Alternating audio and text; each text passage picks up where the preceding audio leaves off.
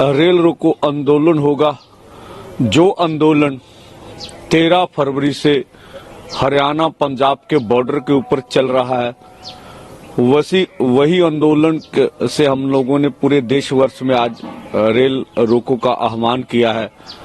और हम पूरे भारतवर्ष के सभी किसान, मजदूर, आम जनता से आह्वान करते हैं वो अपनी मांगे मनवाने के लिए अधिक से अधिक संख्या में आज के रेल रोको आंदोलन में हमारा समर्थन करें, आए। और जो आज 12 से 4 बजे रेल यात्रा करना चाहते हैं यात्री, वो 4 घंटे के लिए रेलों की ओर ना जाए। देखिए, देशवासियों को थोड़ी सी असुविधा हो सकती है आज के रेल रोको से। ये आंशिक रेल रोको है, लेकिन जो आप इसका देखें कि ये हमारा इतनी बड़ी आबादी, देश की 65% आबादी किसानों की है। खेत मजदूर जोड़ ले तो 80%। अगर खेती सेक्टर कारपोरेट घराने ले गए तो इसका नुकसान बहुत ज्यादा होगा। अब देखिए, जिस तरह से मोदी सरकार ये लोगों को इमोशनल ब्लैकमेल करती है कई धर्म के नाम पर, हम समझते हैं कि अगर इस देश में ज्यादातर आबादी हमारे हिंदू भाइयों की है, अगर खेती सेक्टर कारपोरेट घरानों के हाथ में गया तो सबसे ज्यादा नुकसान भी हिंदू भाइयों का होगा, क्योंकि उनकी बड़ी आबादी हमारे देश में। अगर रेल का प्राइवेटाइजेशन हुआ तो जब आबादी ज्यादा हिंदू भाइयों की है तो उनका रोजगार भी अधिक छीना गया। अगर खनन क्षेत्र जो सरकार के पास था वो अब अंबानी अडानी जी ले गए, तो उनमें जो CLL, BCCL कोला खनन में जो सरकार की कंपनियां लगी हुई थी, अगर वो प्राइवेटाइजेशन हुआ तो वहां ज्यादा रोजगार तो हमारे हिंदू भाई कर रहे थे ना, तो उनका नुकसान तो अधिक हो गया ना।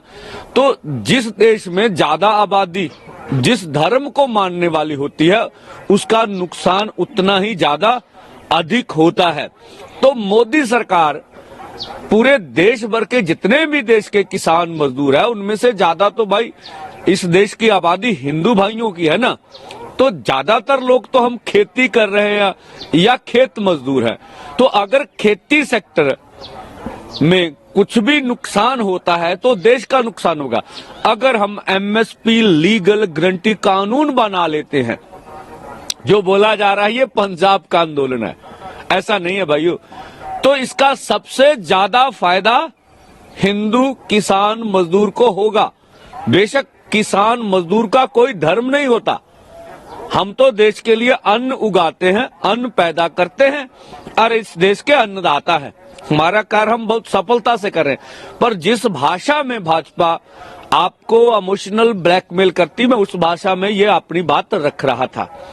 दूसरी बात, कल माननीय पीयूष गोयल जी का बयान आ गया कि आप धान की खेती छोड़ दीजिए, आंदोलन वापस लीजिए, और उन्होंने कुछ बातें कही भी, इसके ऊपर हम जो MSP देने के लिए तैयार हैं।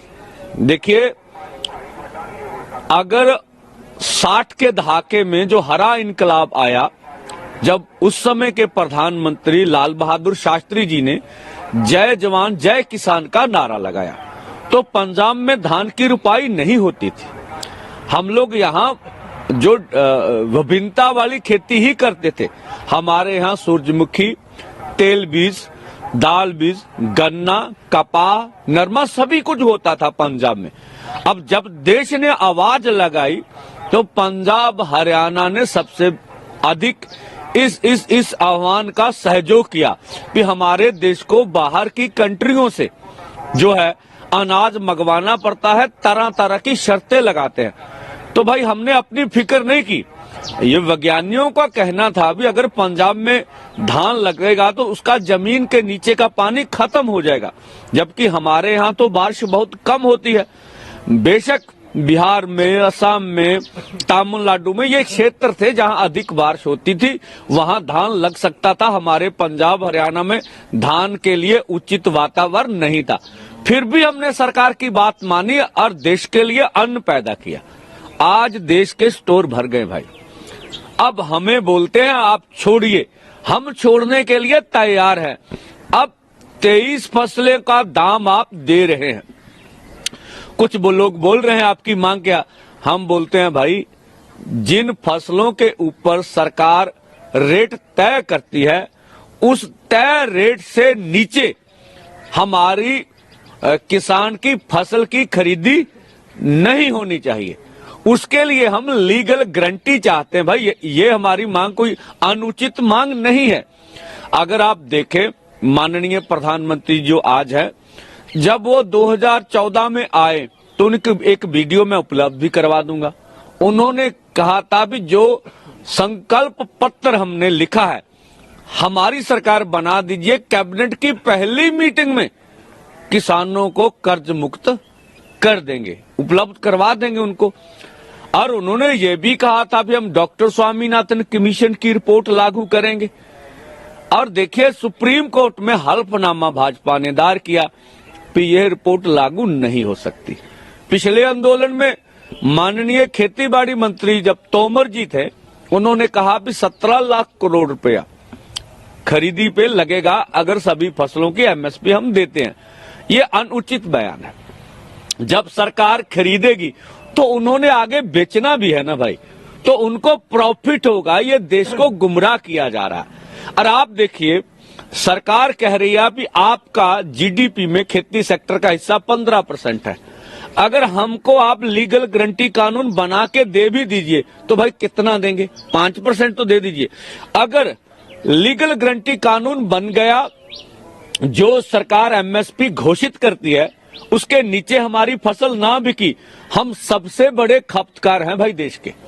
65% हमारी आबादी है। अब खेत मजदूर आ गया 80%। जब 80% लोगों के पास में खरीदने की अधिक शक्ति होगी तो देश की जीडीपी में हमारा हिस्सा सबसे अधिक होगा।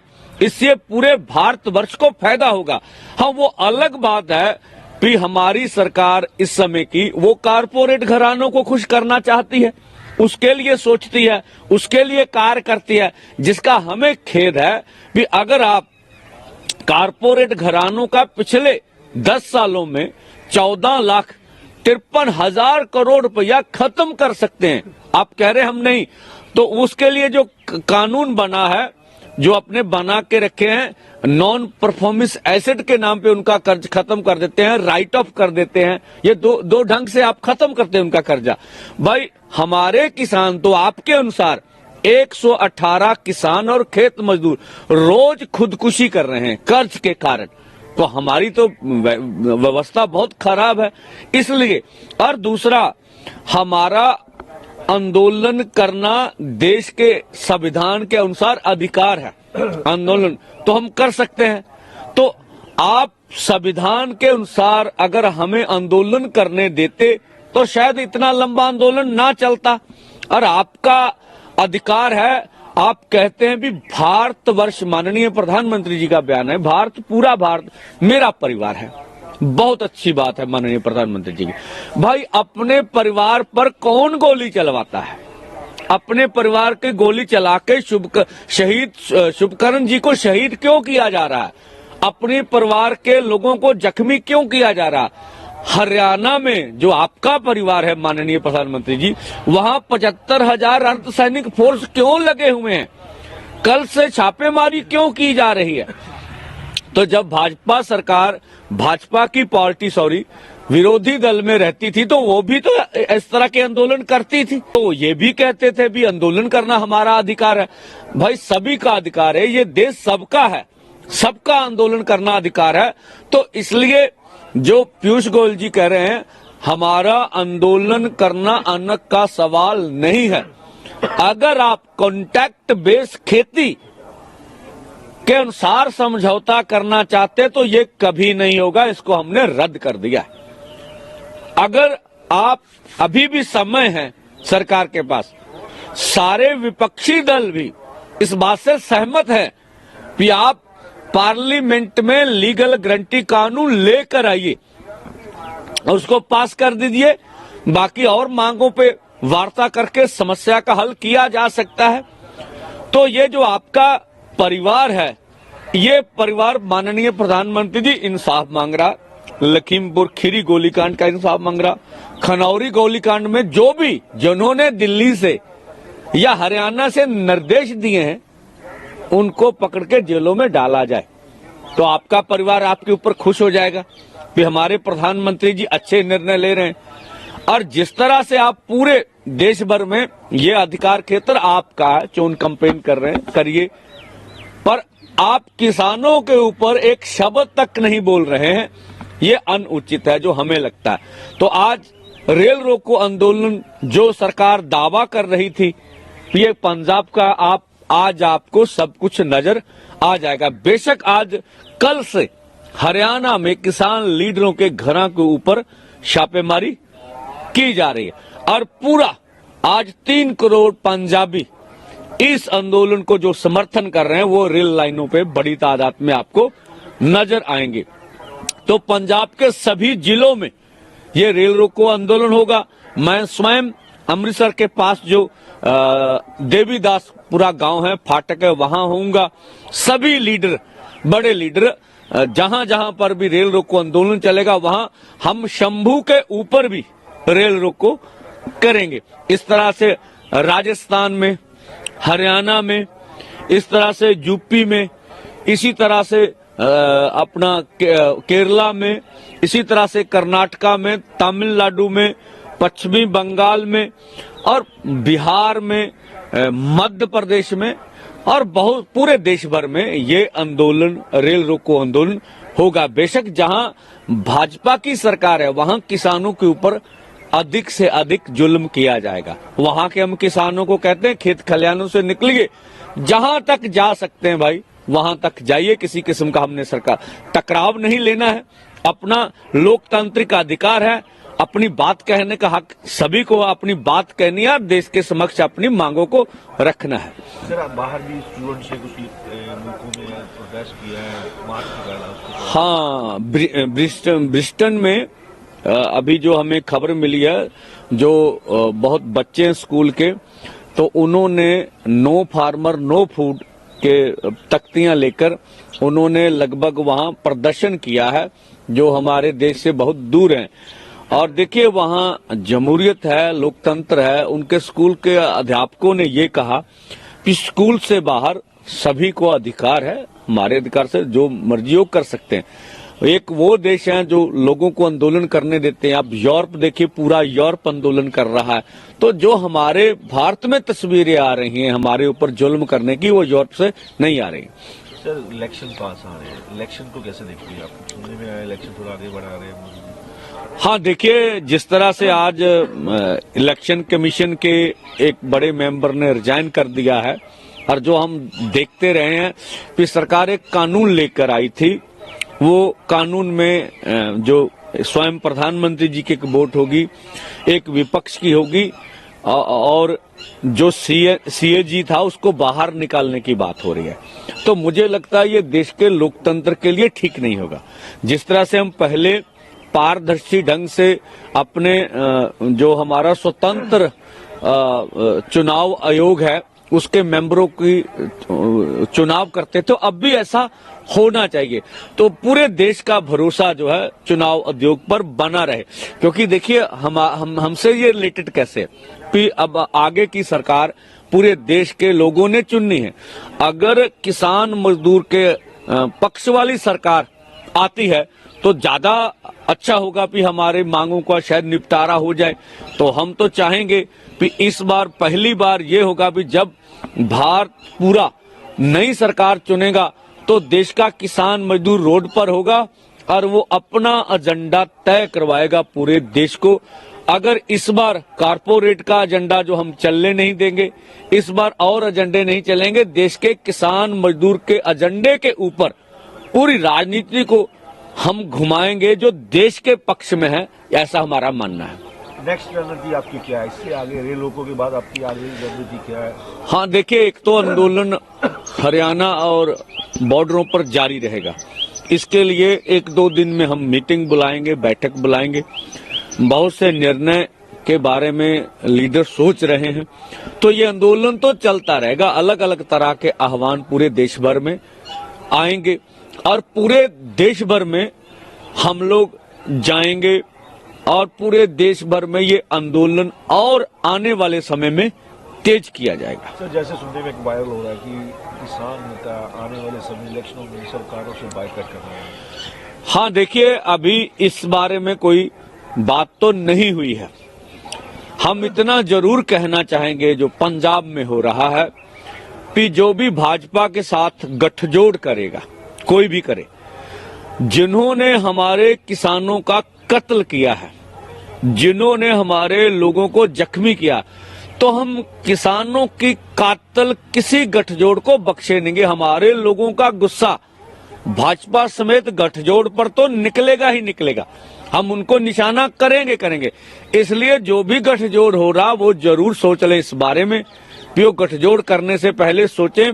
ये हमारा मानना है, जिन्होंने हमारे ऊपर जुल्म किए, हमारे लोगों का गुस्सा उनके ऊपर निकल सकता है। गठजोड़ का क्या समझे? श्रोमणी अकाली दल का बीजेपी के साथ गठजोड़ और हाँ, देखिए, ये अभी हो रहा नहीं हो रहा, इस तरह की बातें तो प्रेस में आ रही है।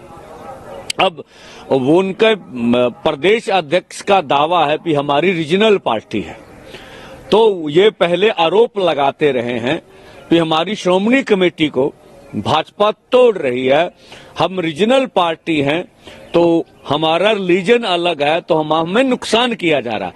तो हम कहते हैं भाई, आप इस बात को आप सोचिए, अगर आप क्षेत्रीय पार्टी हैं, किसान मजदूर की पार्टी हैं, तो भाई आप जिन्होंने किसान मजदूर को कत्ल किया है उनके साथ आप क्यों गठजोड़ कर रहे हैं? बाकी तो उनकी मर्जी है किससे गठजोड़ करे चाहे ना करे। तो पिछली बार भी जब बीबी हरसिमरत कौर बादल जी ने इस्तीफा दिया था तो लोगों ने माना नहीं था। जब हम 21 जुलाई को श्री बादल जी के घर के आगे गए थे तो लाठीचार्ज हुआ, हमने उनसे वार्ता की, हमने बोला आप गठजोड़ से बाहर आ जाइए, तब हमारी बात नहीं माने। जब स्वयं अकाली दल ने गठजोड़ तोड़ा तो फिर पंजाबियों ने उसको माना नहीं था। तो हमें नहीं लगता अकाली दल को ये गलती करनी चाहिए, सोचना चाहिए। बाकी भाई उनकी मर्जी है। अगर गठबंधन तो हम उनका बाइकआउट करेंगे। देखिए, भाजपा के साथ कोई भी गठजोड़ करेगा, हम किसी एक पार्टी की नहीं, तो भाई वो किसान मजदूर का निशाना तो बनेगा ही बनेगा।